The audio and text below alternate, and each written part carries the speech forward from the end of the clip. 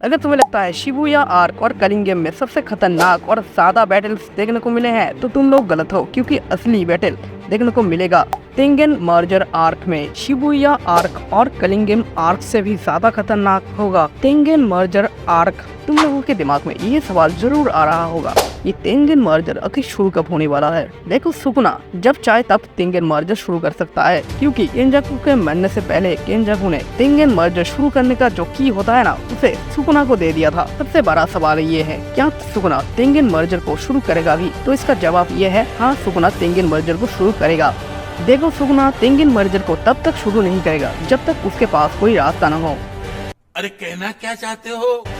मेरा मतलब ये है कि जब तक सुकुना अपने मौत के सामने ना हो, फिर सुकुना अपने ट्रम्प कार्ड की तरह तेंगेन मर्जर को शुरू कर देगा। अब जब यूटा गोजो की बॉडी में लौट चुका है, क्या यूटा सुकुना को उस हद तक ले जा सकता है कि उसे तेंगेन मर्जर शुरू करना पड़े? तो इसका 70% चांस ये है, सुकुना को कभी भी यूटा उस हद तक नहीं ले जा सकता कि सुकुना को तेंगेन मर्जर शुरू करना पड़े। देखो मैं जानता हूँ यूटा इस समय बहुत ज्यादा स्ट्रॉन्ग है, क्योंकि वो गोजो के बॉडी में है, लेकिन यूटा के पास टाइम बहुत कम है, सिर्फ 5 मिनट। और उससे बड़ी बात ये है, पूरा मैंने कहा था सुकुना अभी तक अपने फुल पोटेंशियल में लड़ ही नहीं रहा, क्योंकि उसके पास और एक ओरिजिनल ट्रू फॉर्म है। सुकुना ने अपने हथियार जैसे कि ट्राइडेंट वो भी अभी तक यूज नहीं किया है। और अगर उराइमे के ये सारे बात सही है तो गोजो के बॉडी में यूटा के पास इन्फिनाइट अमाउंट ऑफ टाइम हो, फिर भी यूटा कभी भी सुकुना को हरा नहीं सकता। उससे भी बड़ी बात, केंजाकू ने कहा था कलिंग गेम तब तक खत्म नहीं हो सकता जब तक ना हर कोई मर जाए और एक विनर निकले कलिंग गेम का। तो शायद कलिंग गेम में हर कोई मरने वाला है।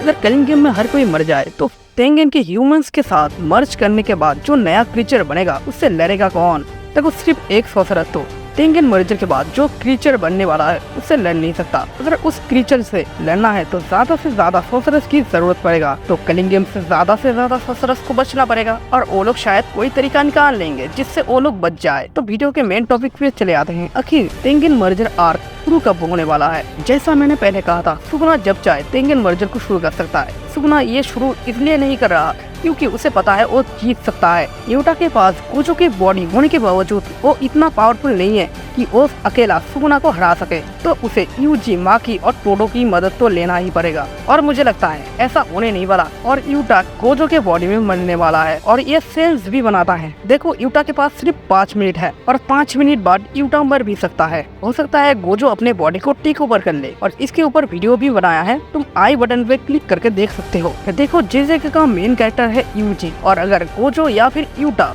सुकुना को हरा दे तो ये सेंस नहीं बनता, क्योंकि मेन विलेन को तो मेन कैरेक्टर ही हराएगा। और यूजी को अगर सुकुना को हराना है तो इस पावर से तो सुकुना को वो कभी हरा नहीं सकता, और उसे और भी पावर अप चाहिए, जैसे कि डोमेन एक्सपेंशन। देखो हमें पता है कि यूजी के पास मेलेवोलेंट श्राइन है और उसका डोमेन एक्सपेंशन सुकुना के डोमेन एक्सपेंशन से ज्यादा पावरफुल हो सकता है। ये सारे पावर यूज करके सुकुना को यूजी हरा सकता था अगर सुकुना के पास तेंगेन मर्जर की नहीं होता। और तेंगेन मर्जर के बाद क्या होगा हमें नहीं पता, हो सकता है कि कोई नया विलेन बन जाए या फिर सुकुना के पास और भी पावर अप आ जाए और तेंगेन मर्जर ओके रहेगा, इसे कोई नहीं रोक पाएगा।